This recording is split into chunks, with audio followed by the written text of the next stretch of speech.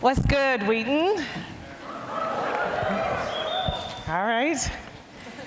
It's great to be here. It's wonderful to look out and see friendly faces, some folks I haven't seen in a while. The Kilby girls are representing. Thank you. All right, so it's an honor. It's also very humbling to be invited to speak with you this morning. Psalm 77 says, I will ponder your work and meditate on your mighty deeds. Your way, O God, is holy. What God is great like our God? And you kind of in your head say, no God, but our God. I love it. So I've been asked to share with you about the Lord's work in my life before, during, and after my time at Wheaton. And so I'll share a handful of catalysts that either recalibrated my focus or redirected my path. I'm a professor and a researcher by trade, so I will be challenging you as you listen to identify patterns and determine the common denominator in my experiences. So you may be thinking, is she seriously giving us homework in chapel right now? And the answer is yes, yes I am. So I thought about offering an Amazon gift card for the first person to figure it out, but I'm not doing that. All right, here we go. I was born in Jamaica, and my family emigrated to the U.S. when I was 8 years old. We relocated to Florida from New York within a year, confirming that some people were just not made to live in cold weather. I'm just saying. We attended Keswick Christian School in St. Petersburg, Florida, and I went from being one of many to just one. In my homeland, most of the country looked and sounded like me. However, for most of my K-12 education, I was the only black student in my class. I learned early what it felt like to be other. I not only looked different, as an immigrant, I was different. Now, please understand, I was not traumatized by this. My amazing parents, Jasper and Del Scott, instilled loads of love and confidence in me early, and it stuck. Plus, Jamaicans tend to have, shall we say, a healthy dose of national pride and self-conviction. So self-confidence wasn't the issue.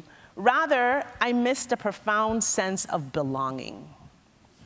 It would take years and myriad heavenly reminders until I firmly grasped what it meant and that what mattered more, okay, hang on. It will take years and myriad heavenly reminders until I firmly grasped that what mattered more than belonging was being beloved by God. I remember feeling beloved by God in 5th grade. Every day, our teacher, Mrs. Anderson, would read to us from The Secret Garden. And then we would discuss various themes and plot twists. One day, Mrs. Anderson asked me to be her voice because she had laryngitis. And so I read to the class from our treasured book. For her, it was a simple gesture, but for me, it was a turning point. Up till then, I never felt included. I felt like a conspicuous spectator.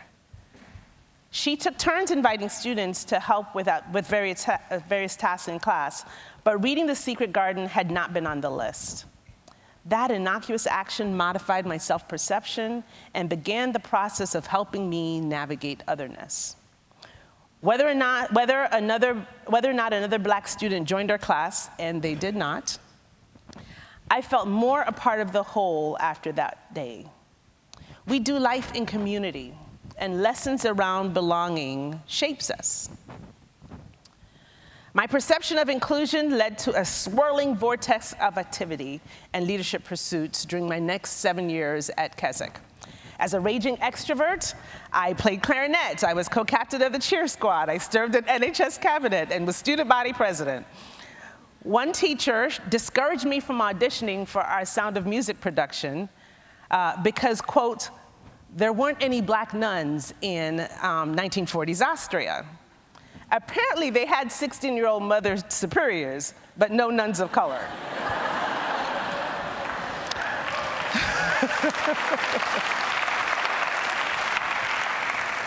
So I played in the orchestra. I was going to be part of that thing, all right? So as my favorite author, Zora Neale Hurston, says, I would say I kept busy sharpening my oyster knife because the world was mine.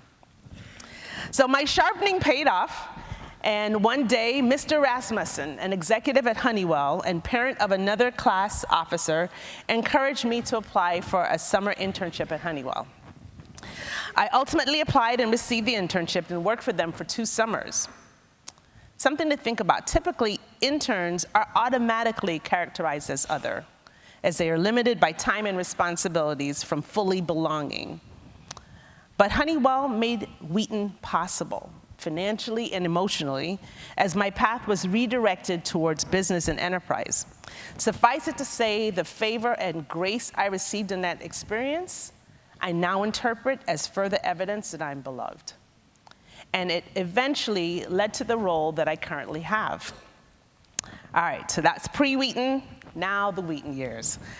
I reviewed a gazillion schools, visited a few, but as a lifelong, irrational optimist, I only applied to 2 schools. I expected to attend Wheaton. All the teachers that impressed me the most at Keswick were Wheaton grads. Wheaton had red brick buildings, and everybody knows that's what you need for a good college.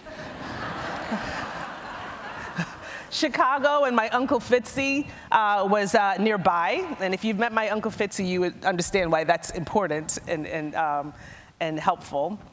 And I'd just gotten woke and discovered that Wheaton was a pioneer in educating women and people of color. I was sold. Then I arrived in the summer.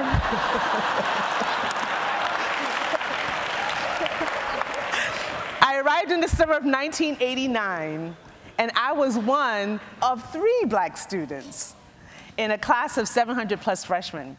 It was 1989, not 1939. I mean, black don't crack, but that's 1989. I was stunned, saddened, and determined to drive back to Florida with my parents.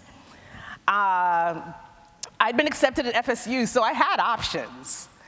Obviously, my parents did not let me go back with them. You know, when I express my frustration with always being other, my dad often reminds me in his thick Jamaican accent, I saw God make you. In other words, he saw early that God wired me for othering. I am built for bridge building and sense making. We all have this capacity to varying degrees. You know, I didn't get this right away, and I've asked for a different assignment many times, but as usual, God has his own agenda. So, I jumped in, my extroversion kicked in, and I was determined to maximize my college experience. So, I participated in student government, orientation committee, DSG, ROTC, y'all. Yeah, that's a whole other story in just 1 semester. But one of the best experiences, but 1 semester only. I was an RA, I was gospel choir assistant director. I even ran track and field. Now, realize I didn't run in high school, but got inspired to run in college and managed to completely humiliate my entire homeland because I am not fast at all, at all. So instead, I stuck with intramural soccer, Amazon Women from the Moon. We dominated all 4 years that I was here. Are there any moon women here? It would be so nice. Yes, okay, I love it, okay. So like I said, I just did as many things as possible. About the only thing I didn't do voluntarily was Honey Rock. You know what's coming. I'm from the developing world, y'all. And we try to avoid sleeping outside on the ground in the cold with live animals. I'm just saying.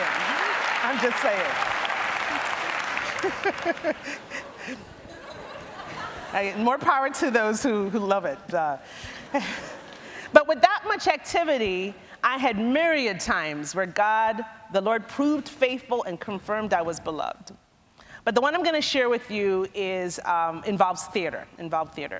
I took intro to theater my freshman year.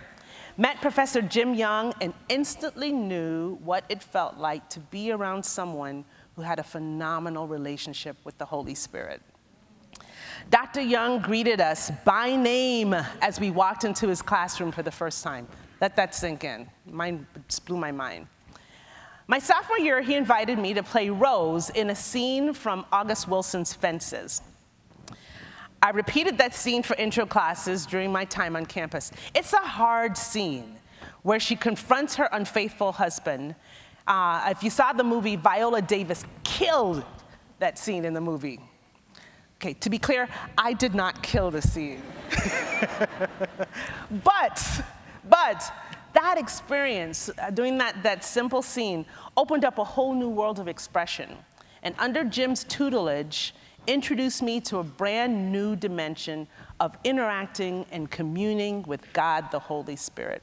Truly, it is the Holy Spirit's voice that is often the first to whisper, "Beloved."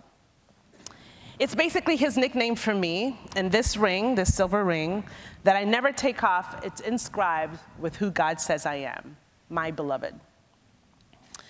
Now, I've been careful to not define beloved because I believe the Lord is big and grand enough to customize how each of us experience being his beloved.